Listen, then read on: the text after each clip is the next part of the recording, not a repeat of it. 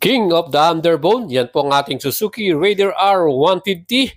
And here meron tayong fuel injection model at ito pong ating color version nandito, Pearl Bright Ivory color. And this year 2024 miles, napaka-exciting yan dahil marami po tayong inaabangang mga bagong Underbone model from Yamaha model at ang ating Honda. So itong ating pinaka-inaabangan from Honda, ito pong ating Winner X, yung maporma din nilang 150cc underbone. Aba, napakagandang panimula yan para sa taong 2024.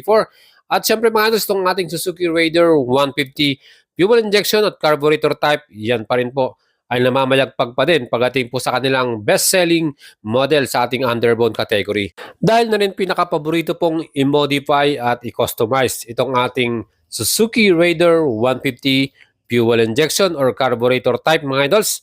And sa model na to, inaasahan din natin na i-update yan ng Suzuki. Sana magkaroon na rin to ng passing light, nagkaroon na rin to ng hazard light, at mas palakihin pa yung kanyang fuel tank capacity.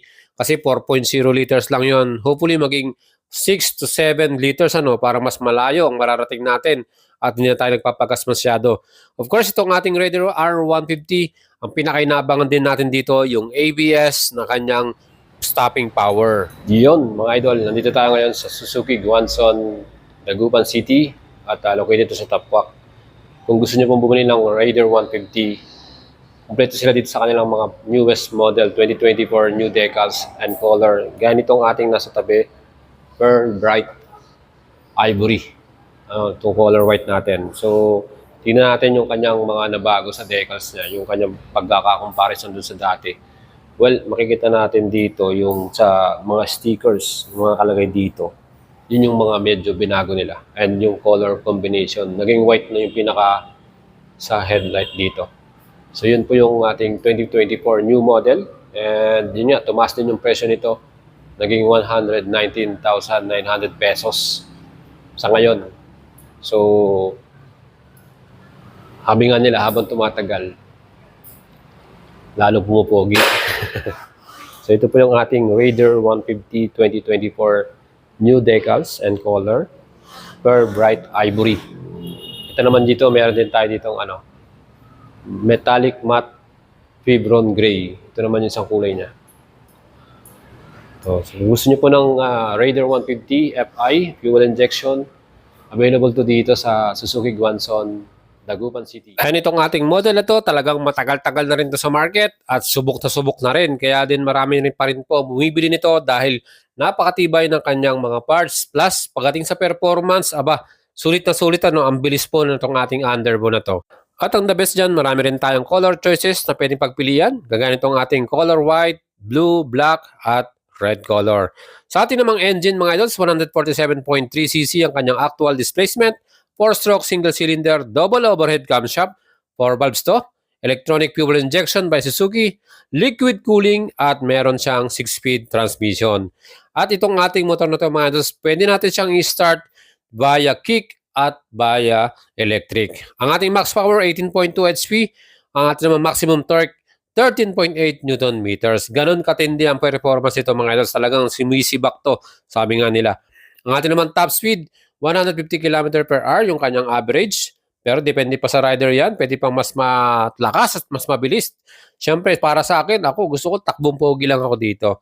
And sa ating naman chassis, ang ating ginamit na frame dito, steel twin spar diamond. So napakatibay niyan at subok na talaga itong ating frame na to.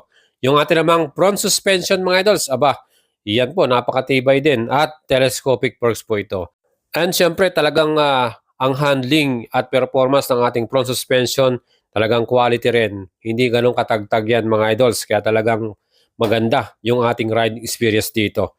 Para naman sa ating rear suspension, yan po ay naka-monoshock absorber at ang brand po na ginamit nila dyan ay Showa brand. Yan po ay naka-Baya swing arm. So talagang kahit meron tayong passenger, meron tayong angkas, again, mag-enjoy pa rin tayo dyan. Convenient pa rin, hindi ganun katagtag.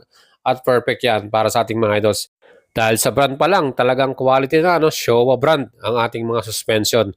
And syempre, pagdating naman po sa ating stopping power, ito, pinaka number 1 request ng mga solid users ng ating Raider 150. Hopefully, ito po ay lagyan na rin ng anti-lock braking system. Para mas confident po tayo pagdating sa ating stopping power. Ayan yung ating wavy disc, yan po ay nakasingle lang with 2-piston caliper at yan po ay wala nga pong ABS. So yung ating stopping power sa front, yan po ay naka-disc brake at sa likod naman naka-disc brake din ito with single piston caliper. Wavy din ang kanyang style ng disc na ginamit dito. And para naman sa akin mga idols, again, hindi naman po dahil kahit wala tayong ABS, hindi tayo safe. Depende pa rin sa mga users yan. Nasa rider pa rin yan mga idols. Dapat doble ingat pa rin tayo pag tayo po ay nasa kalsada at nagda-drive tayo. Huwag tayo masyadong kamote o sobrang bilis. Mas prone po sa aksidente yan. Well, para naman sa ating mga gulong mga idols, syempre, itong ating Raider 150, makikita nyo manipis at medyo sakto lang yung gulong na ginamit dito po sa ating Raider 150. Ang sukat po ng gulong natin sa harapan, yan po ay 70-90 by 17 inch. At nakita naman po ninyo yung ating napaka-forma rin na alloy wheels. Mags po ito at color gold yung ating kulay para dito sa ating Pearl Bright Ivory color. Sa likod naman ang sukat natin 80-90 by 17 inch. So parehong 17 inch ang ating mga gulong para dito sa ating Raider 150. And may mga nakikita tayong comment nga bakit hindi mas mataba ang nilalagay nilang gulong dito, bakit hindi mas makapal. And syempre, kita naman po nyo, bumagay yung kanyang gulong sa kanyang formahan. Talagang mas magandang tignan at mas aggressive yung style niya. Plus, ang sukat po ng wheelbase nito ay 1,280 mm. So talagang mas sexy siyang tignan. Hindi siya masyadong bulky, hindi siya masyadong malaki. Saktong-sakto lang para sa ating Raider 150. Ground clearance naman, may kataasan din, 150 mm. Of course, pag mayroon tayong angkas, yan po, pwede rin yan. Ang ating namang curb weight, ang total nito ay 109 kg. So mas mabigat po itong ating fuel injection model kaysa sa carburetor. Ang carburetor, alam ko, nasa 107 lang yan. So 2 kilos po yung binigat niya para dito sa ating fuel injection. Yung ating upuan, ang ganda rin ng kanyang seat cover. Talagang hindi madulas, saktong-sakto lang, kapit na kapit yan. At one piece lang yung ating seat na to. So para naman sa ating seat height mga idols, syempre, susukatin natin yan para sa inyo. Ako po ay 5'6". Ang seat height po ng ating Raider 150 fuel injection ay 765 mm. So para sa aking height mga idols, perfect na perfect. Talagang flat-footed tayo sa floor. So sa mga average Filipino rider na may sukat 5'2", 5'3", 5'4", walang problema din. Kayang-kaya nyo pong i-ride at gamitin itong ating Raider 150. Kaya nga ang dami bumibili nito kasi nga talagang swak na swak tong ating Raider 150 sa mga average Filipino rider. Sa mga height na 5 flat, 5'1", 5'2", perfect yan. Kaya nga sabi nga nila, pag sobrang taba mo at sobrang laki mo, hindi bagay sa itong Raider 150. Yan po ay pang-average Filipino rider lamang. Ang ating naman fuel capacity ay may total na 4.0 liters at ang ating naman fuel consumption, average 35 km per liter. May nagsasabi, maabot pa ng 40 to 45. Well, depende rin sa riders to kasi kung kayo po ay mahilig kayo magbomba or mahilig ka sa mabibilis, or lagi ka nag-hard brake, siyempre nakakabawas din yan ng ating fuel consumption. Ayan, para naman sa ating instrument panel, yung ating dashboard, yan po ay fully digital at meron ding gear indicator yan. Plus, meron din tayong ignition key with shutter lock, security din ng ating motor.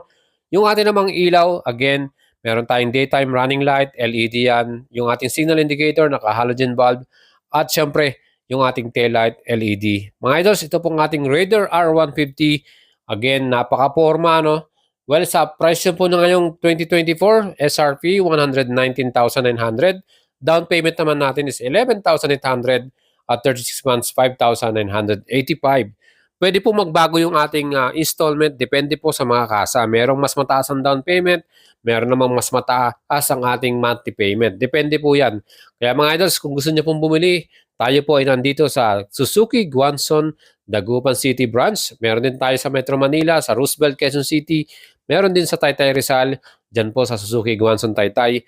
At of course, meron pa tayong mga ibang model gaya po ng ating Suzuki Raider carburetor type na meron naman siyang presyo ng 106,900.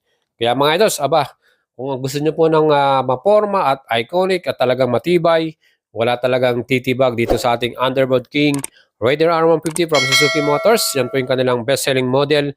Again, kung nagustuhan niyo yung ating video, leave your comment. At of course, para sa mga idols natin na nanonood ngayon, Merry Christmas po sa inyong lahat at Happy Holidays. Hopefully, ingat po kayo at syempre stay healthy mga idol. like and follow nyo ating FB page mga idol para sa mas marami pa nating moto update at vlog. Thank you.